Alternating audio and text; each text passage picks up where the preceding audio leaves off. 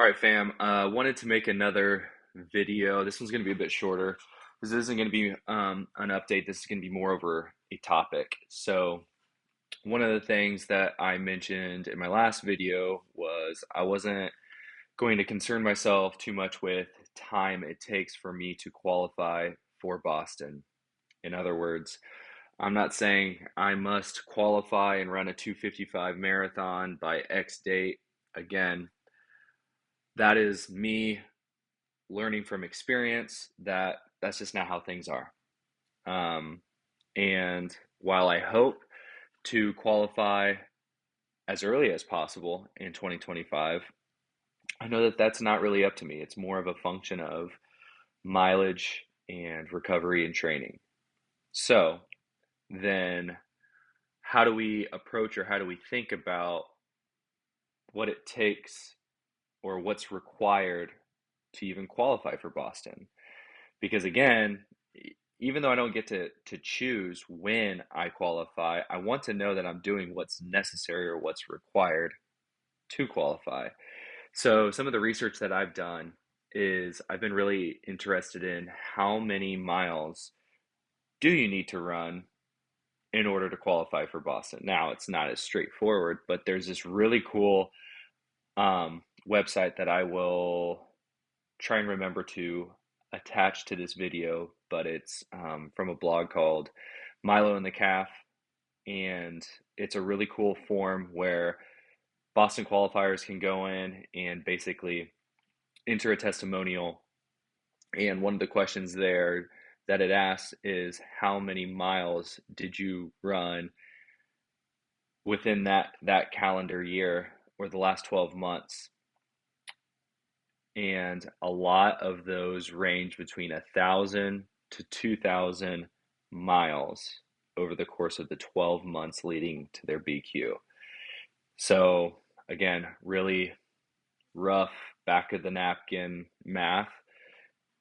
1,500 miles gets you in the ballpark, right? Of course, you want to probably hit more than that, but 1,500 miles is going to be my goal. I want to make sure that I have 1,500 miles in the bag prior to a BQ. Now, I'm going to be running Mesa. I'll be well under 1,500 then. If I run Colorado, be under 1,500 then. But those fall marathons, the Mill Race, Indianapolis Monumental, Chicago, those marathons, I should be able to hit 1,500 miles before then. So that is another um, goal of sorts, mini goal of sorts that I'm trying to hit that hopefully will lead to a BQ. Now, 1,500 total miles. That's one thing to keep in mind. But then also it's like, okay, now what do those miles consist of? Are those all aerobic miles? Are those how much is speed work? And so you've probably heard of the 80-20 rule. And if you haven't, um, the 80-20 rule is 80% of your miles in a given week or in a given training block really should be aerobic, should be zone two, while 20% is speed work.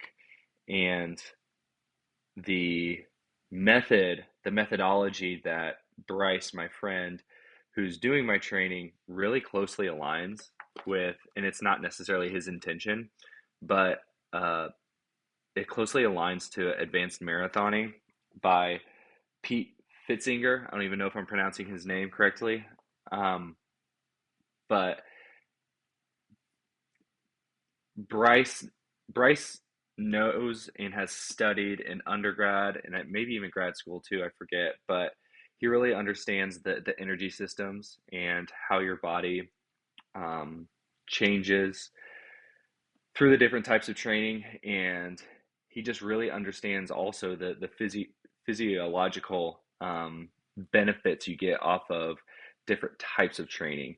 And what I've found is this book was I came across this book in another YouTube video as something that every runner who's trying to run faster should read, and this has really helped me understand a lot of that stuff that is over my head. I didn't study science in school. I was more of a business guy, And um, when I would read stuff about lactic threshold, when I would read about different intervals, when I would read about different energy systems, um, a lot of these words, a lot of this stuff just like went over my head originally. But Pete Fitzinger does a really good job of, I guess, dumbing it down and making it digestible for somebody that's like me, right?